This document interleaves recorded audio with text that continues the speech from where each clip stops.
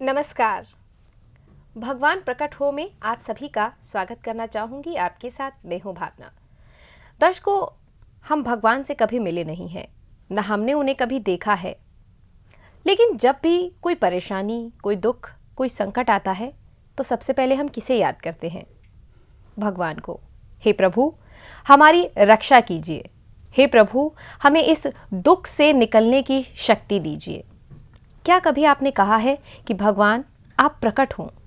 हम जानते हैं आप हैं, हमारा विश्वास आप में अटूट है, लेकिन शायद हमने कभी ये नहीं कहा होगा भगवान आप प्रकट हों। तो ये कार्यक्रम है एक आवाज़ हम भगवान को लगाते हैं। इसमें हमारा साथ देते हैं इस अभियान के कार्यकर्ता पवन कुमार चौधरी जी। आइए उनका स्वागत करते हैं। पवन जी, बहुत बहुत स्वागत है आपका। पवन जी, बहुत अनूठी सी पहल है, एक असंभव सा प्रयास है। जानते हैं असंभव है, जानते हैं बहुत ही हास्यप्रद है, लेकिन फिर भी एक विश्वास, एक संकल्प सा मन में है कि हम अपने भगवान को, अपने परमपिता को, अपने माँ बापू को हम बुलाएंगे तो क्या वो नहीं आएंगे? इस विश्वास के साथ हम इस कार्यक्रम को आगे बढ़ाते हैं और जानने की कोशिश करते हैं। आपने अपनी पत्रिका में लिखा है, हम तेरे बच्चे अवश्य ही कपूत हैं।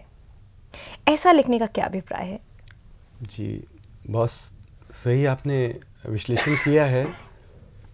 बहुत सही आपने विश्लेषण किया है कि इस अभियान में एक बात तो मैं फिर से आपसे ये बताऊंगा कि आपने कहा कि एक विश्वास के साथ हम चल रहे हैं कि भगवान, मैं कहता हूं कि विश्वास के साथ नहीं,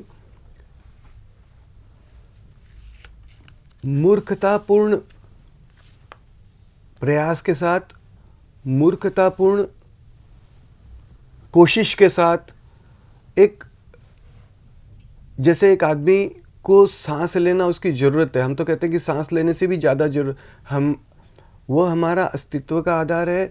हमें जैसे फिर से मैं एक एग्जांपल यही देना चाहूँगा कि एक बच्चा रो रहा है, उसे विश्वास है या नहीं है कि उसकी माँ उसके करीब है, उसकी माँ उसे सुन रही है, उसकी माँ सुन करके आएगी।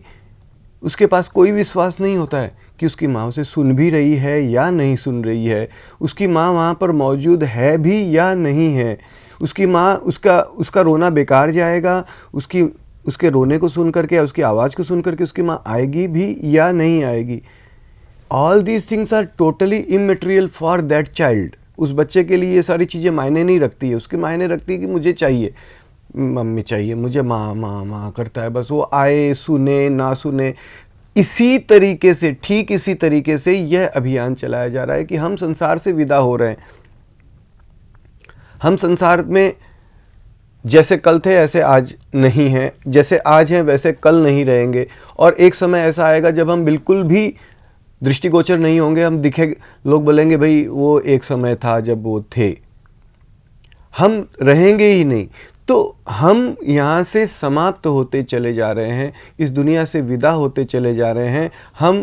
हमारा जीवन, जैसे कल हमने कहा था कि एक जीवन का नहीं, प्रत्येक क्षण का शोक हमें करना है जी। एक जगह तो हमने लिखा है कि हर क्षण की शोक सभा बुलानी चाहिए। अरे मेरा ये क्षण चला गया, अब इसकी शोक सभा बुलाएं। भगवान प्रकट नहीं हुए, ये क्षण चला गया, ये क्षण फिर नहीं आएगा। तो उन्हीं क्षणों का कलेक्शन ही तो एक जीवन है जी। ये सारे क्षणों का कलेक्शन होकर करके एक जीवन होता है। और जब जीवन बीत जाता है तो हम बहुत पेपर में देते हैं कि फलान चंद रिकट चंद ये आदमी यहाँ से इस जन्मा था, ये, और उसकी हम शोक सभा करते हैं, भाई इस हॉल में शोक सभा होती है। और तो एक्चुअली वह जीवन क्या है? कलेक्शन ऑफ सेकंड्स है, कलेक्शन ऑफ क्षणों है। तो हर क्षण हमारा जो बीतते जा रहा है, we should be very cautious कि मेरा एक जीवन का एक क्षण चला गया, एक्चुअली कुछ पार्ट ऑफ द जीवन चला गया। और उसी के अंतर्गत जाते जाते जाते एक जगह हमने लिखा भी है कि जो अंतिम क्षण जाएगा हमारा, वह क्षण भी ठीक वैसा ही होगा जैसा ये क्षण है। हम बहुत आराम से जी रहे हैं, बहुत आराम से हम खा पी रहे हैं, बातचीत कर रहे हैं, एकदम मतलब यहाँ तक कि हमने देखा है एक बार एक जगह पे हमने लिखा भी है कि हम टाइम पास कर रहे हैं जी। कई बोल रहे हैं ना कि टाइम पास कैसे करेंगे यार, अपना टाइम पास हो गया। टाइम पास नहीं कर रहे हैं, हम पास हो रहे हैं। तो टाइम पास करते हुए हम जीवन को बिता रहे हैं, और वही जब अंतिम क्षण आ जाता है तब हम उसी क्षणों को प्राप्त करने के लिए डॉक्टर से क्या क्या नहीं कह देते हैं। कितनी गिड़गिड़ा देते हैं कि भाई नहीं नहीं डॉक्टर साहब कितना भी मेरी पूरी दौलत ले लो लेकिन इसको थोड़ा जीवन दे दो, तो लेकिन वो हमें नहीं मिलता।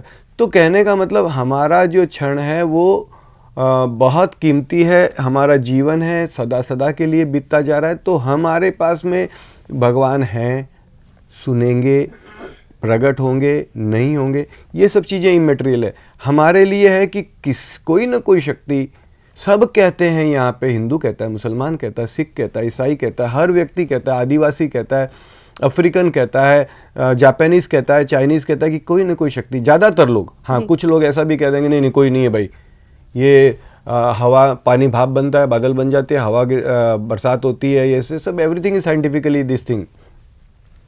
लेकिन ज़्यादातर लोग कहते हैं कि कोई ना कोई शक्ति, कोई ना कोई सत्ता, कोई ना कोई है जो नियंत्रित करती है। आज 100 साल का पतड़ा जिसे बोलते हैं कि हमारा लिखा हुआ है कि 100 साल बाद में सूरज इतना बज के इतना सेकंड पे उगेगा और उतना बज के उतना सेकंड पे उग रहा है। 100 साल पहले लिखा हुआ आज हम चेक कर सकते हैं, जो लिखा हुआ है इतना बज के इतना सेकंड पे तो, और 100 साल बाद का भी समय लिखा हुआ है, तो उस मतलब कितना साइंटिफिकली कितना एक्यूरेटली सब कुछ मूवमेंट हो रहा है। आज अपने घर में हम सब कुछ चला रहे हैं लेकिन फिर भी कहीं ना कहीं मिसमैनेजमेंट हो जाता है, तो कोई ना कोई संचालक होगा जी। ये बात समझ में आ रही है। तो अगर कोई संचालक है, अगर कोई फिर मैं ये कह रहा हूँ कि अगर कोई ना कोई संचालक अवश्य होगा, जैसा कि ज़्यादातर लोग मानते हैं, तो वो संचालक जब है, हम ज़्यादातर लोग उससे अपनी ज़रूरत की चीज़ें मांगते हैं, उसके लिए हम उससे प्रार्थना करते हैं, तो हमारा एक सिंपल सा निवेदन पवन जी, यहाँ जानना चाहूँगी, उस संचालक ने हमें बनाया है, हमारा निर्माण किया है, तब जाके हमने इतनी सारी चीजें बनाई, तो वो संचालक तो अपने आप में परिपूर्ण है, अपने आप में समर्थ है, बिल्कुल, तो वो प्रकट हो सकता है। बिल्कुल, यही अपना प्रयास है। ये बहुत सुंदर, मैं ताली बजा करके इसका अनुमोदन कर रहा हूँ कि कितना सुंदर कहा कि वो संचालक कितना समर्थ होगा जी, कितना समर्थ होगा जिसने हमें बना दिया। इस शरीर के अंदर कितनी विज्ञान छिपा हुआ है जिसे आए दिन लोग ढूंढ रहे हैं, और इसका हम बोलते हैं 0.5% भी अभी तक हम लोग नहीं जान पाए, ये दिमाग में कहाँ पर किस तरीके से चीज़ें स्टोर।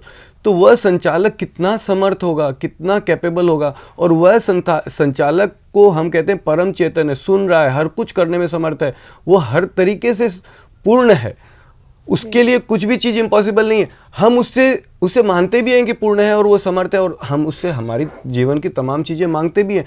तो उसी तरीके से उसी तर्ज पे एक चीज़ और हम मांग सकते हैं। भगवान भगवान भगवान भगवान, और मेरे प्यारे भगवान, मेरे प्यारे भगवान, मेरे माँ बापू, तुम्हें माता कहता हूँ, तू मेरा माँ है ना, तू मेरा पिता है ना, देख तू मेरा माँ बापू है, तू सुन रहा है, तू मेरे करीब है, प्लीज़ प्रकट हो जा, प्लीज़ प्रकट हो जा, प्लीज़ प्रकट हो जा, प्लीज़ प्रकट हो जा, प्लीज़ प्रकट हो जा, प्लीज़ प्रकट हो जा, प्लीज़ प्रकट हो जा, प्लीज़ तुरंत प्रकट हो, और बिना भ्रम के प्रकट हो। और इसमें एक विशेष बात कल मैं डिस्कस कर रहा था एक भाई साहब के साथ में, कि हम ये कह रहे हैं भगवान प्लीज़ प्रकट हो जा, भगवान प्लीज़ प्रकट हो जा, कल को भगवान कहेंगे चलो ठीक है भैया तू बहुत जान खा रहा है, प्रकट होने को तो बोल रहा है, मैं प्रकट हो जाता हूँ। तो हम इसमें क्या कहते हैं, अच्छा अच्छा भगवान प्रकट हो जाए ना, सपने में मत आना, डोंट कम, सपने में नहीं आना, ठीक है भाई, सपने में नहीं आना, तो क्या ध्यान में आ जाऊँ, नहीं नहीं भगवान ध्यान में भी मत आना, अच्छा ध्यान में नहीं आऊँ, चल छोड़ो उसको, अनुभव में आ जाऊँ, एयर कंडीशन चल रही है, हवा बह रही है, हमें दिखती नहीं हवा बह रही है लेकिन महसूस होती है, महसूस में आ जाए, नहीं नहीं भगवान महसूस में भी मत आना, अनुभव में भी मत आना, अजीब आदमी है, सपने में मत आ, ध्यान में मत आ, अनुभव में मत आ, तो क्या रूबरू आ जाऊँ, तू मुझे देख ले, तू मुझे छू ले, तू मुझे सुन ले, तू मेरा बातचीत करते और बिना भ्रम के चल, बिना भ्रम के बातचीत कर ले, नहीं नहीं नहीं भगवान रूबरू भी मत आना। इस अभियान में हम क्या कहते हैं, ना सपने में, ना ध्यान में, ना अनुभव में, ना रूबरू, तो कैसे आऊं पागल जी,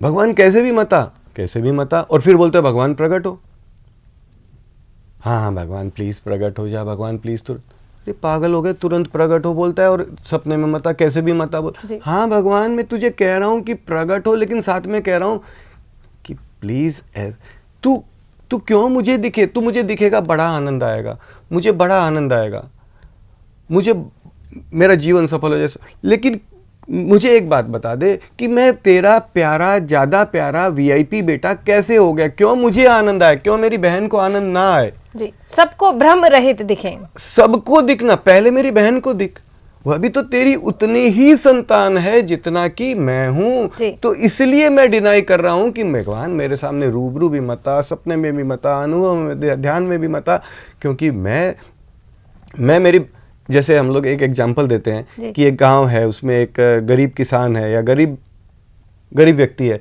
वो उसके पास खाने कमाने का कोई साधन नहीं है, तो क्या करता है कि कहीं से मांग कर करके गांव में जाता है, मांग करके 10-5 रोटी मांग करके लाके माँ बाप और 4 बच्चे मिल करके बैठ के खा लेते हैं। अब उनसे उनका पेट नहीं भरता है, लेकिन वो 10-15 रोटी जो भी आती है बांट के खा लेते हैं। अब क्या होता है कि एक दिन उनके घर में किसी बड़े जमींदार की शादी के घर का एक लड्डू आ जाता है। तो पिताजी देखते हैं, अरे यार तो बहुत लड्डू आ गया, बढ़िया लड्डू आ गया। बेटे से कहते हैं, बेटा बेटा ये लड्डू आया, तू खा ले जी। तो बेटा क्या कहेगा वहां पर, बापूजी भूख तो इतनी लगी कि मैं 3 लड्डू खा लूं। नहीं, लेकिन बापूजी मेरे 4 भाई, 3 भाई भूखे सो रहे हैं, हम 4 भाई हैं, 3 भाई भूखे सो रहे हैं। मैं, जैसे आप 4-10 रोटी लाते तो कैसे बीच में रख लेते हैं, सब खाते हैं। जी जी। तो क्यों मैं अकेला खाऊं, भले मुझे एक पूरे लड्डू की जगह छोटा सा टुकड़ा मिलेगा, लेकिन आप भी बैठो, माँ भी बैठे, चारों भाई बैठे, हम चारों मिलकर। तो इस अभियान में कहा जाता है, भगवान तू दिखेगा मुझे बड़ा आनंद आएगा, लेकिन सबको दिखे, लेकिन तू सबको दिखना, किसी को भी लड्डू देने से वंचित रखे तो मुझे रख पहले जी। सबको, क्या हम अपने पिता से मांग नहीं कर सकते? तो यह अभियान है कि हम इसमें ना हमारे पास कोई विश्वास है ना कुछ है, हम उससे मांग कर रहे हैं, मूर्खता भरी मांग कर रहे हैं, पागल की तरह मांग कर रहे हैं, सिंपल मांग कर रहे हैं, सीधे साधे शब्दों में, संस्कृत में नहीं, जैसे भाषा आती है, आधी हिंदी आधी इंग्लिश, लेकिन हम हमारे पिता को, हमारे मालिक को, हमारे माँ बाप को सब समझ में आता है। और उसी कड़ी में, जैसा कि अभी हम इस प्रश्न पर भी आ जाते हैं, जिस प्रश्न में हमने लिखा है कि भगवान हम तेरे कपूत बच्चे हैं जी।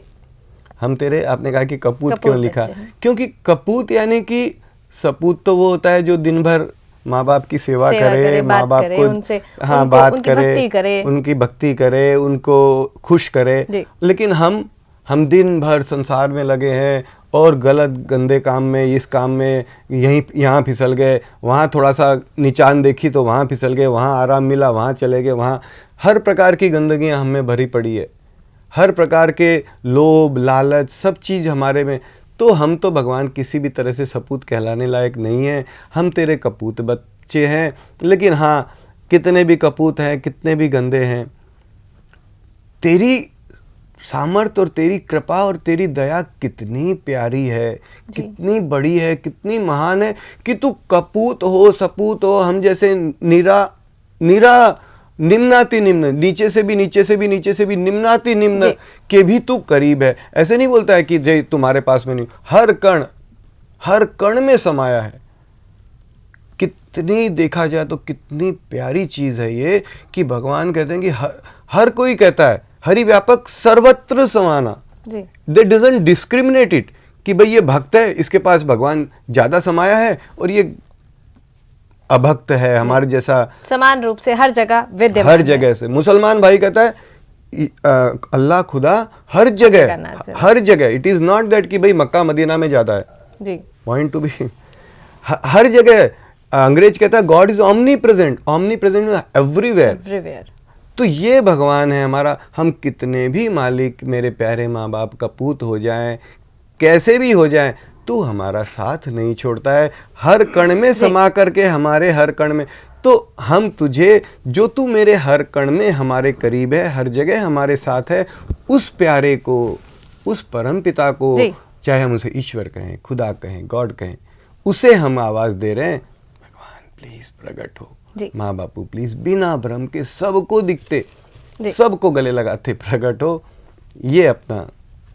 तो दर्शकों, यहाँ पर आप सभी को एक बात मैं बताना चाहती हूँ, बच्चे कपूत हो सकते हैं, लेकिन माता पिता जो होते हैं वो कभी बच्चों के बारे में बुरा नहीं सोचते। बच्चे चाहे कैसे भी हों, उनमें भक्ति होती है नहीं होती है, वो अपने माँ बाप को बुलाते हैं या नहीं बुलाते हैं, उनका सत्कार करते हैं, सम्मान करते हैं या नहीं करते हैं, लेकिन माँ बाप हमेशा अपने बच्चे के लिए अच्छा सोचते हैं। तो वो परम पिता जो है वो हमारे बारे में हमेशा अच्छा सोचता है। हम जो अपने लिए सोचते हैं शायद वो अच्छा हो सकता है, लेकिन वो परमपिता जो हमारे बारे में सोचता है वो बहुत अच्छा होता है। तो दर्शकों, आप भी उस परमपिता से एक पुकार लगा सकते हैं, एक पुकार उन्हें प्रकट होने के लिए। उन्हें कह सकते हैं, भगवान आप तुरंत प्लीज प्रकट हो। तो क्या वो आपकी पुकार नहीं सुनेंगे? जब आप वो आपकी इतनी सारी पुकारें सुनते हैं, आप धन मांगते हैं, आपको धन मिलता है, आप अच्छा स्वास्थ्य मांगते हैं, आपको अच्छा स्वास्थ्य मिलता है। नहीं, एक सेकंड में रोकना चाहूंगा कि हम स्वास्थ्य मांगते हैं, हमें मिलता भी है, धन मांगते हैं, हमें मिलता भी है, लेकिन साथ में एक बात और है कि मिले या ना मिले, जी, विश्वास मन में कायम रहता है, विश्वास भी कायम रहता है। हम मांगते हैं कई बार ऐसा कोई बोलेगा कि भी हमने तो बहुत मांगा, हमें तो अभी तक मिला नहीं जी, तो भले ना मिले, लेकिन हम मांगना नहीं छोड़ते। हाँ, विश्वास नहीं खत्म होता, वो मांग उनकी खत्म नहीं होती। हाँ, वो परमपिता से लगातार उन चीजों को मांगते रहते हैं। हमारे ताज जिंदगी बीत जाती है, वो चीज वो भले ना मिले, लेकिन हम मांगते रहते हैं। तो उसी तर्ज पर एक पुकार आप लगा सकते हैं उस प्रभु से, उस परमपिता से प्रकट होने के लिए, और ये जानते हुए कि नहीं प्रकट होंगे। एक असंभव प्रयास है, फिर भी एक पुकार हम लगा सकते हैं अपने परमपिता से। वो आए या ना आए, ये उन पर निर्भर करता है। एक पुकार आप लगा सकते हैं। इस पुकार से संबंधित आपका कोई भी सवाल है, कोई भी संशय मन में है, तो आप हमारे संस्थान से जुड़ सकते हैं। आपको यहाँ पर आने की जरूरत नहीं है, आप सिर्फ एक फोन कॉल कर सकते हैं, और वो फोन कॉल भी हम आपको काट के दोबारा कॉल बैक करते हैं। कोई दान दक्षिणा आपसे नहीं ली जाती, किसी तरह का आपको फॉर्म नहीं भरना है, किसी तरह का रजिस्ट्रेशन आपको नहीं कराना है। सिर्फ आपके मन में कोई भी सवाल है वो आप पूछ सकते हैं। आपको, आप जहां हैं, जैसे हैं, अच्छे हैं, बुरे हैं, अच्छी परिस्थिति में हैं, गरीब हैं, अमीर है, एक पुकार लगा सकते हैं। फिलहाल वक्त हो गया है आप सभी से विदा लेने का, लेकिन जाने से पहले पवन जी का धन्यवाद देना चाहेंगे। पवन जी, बहुत बहुत धन्यवाद। बहुत थैंक यू। नमस्कार।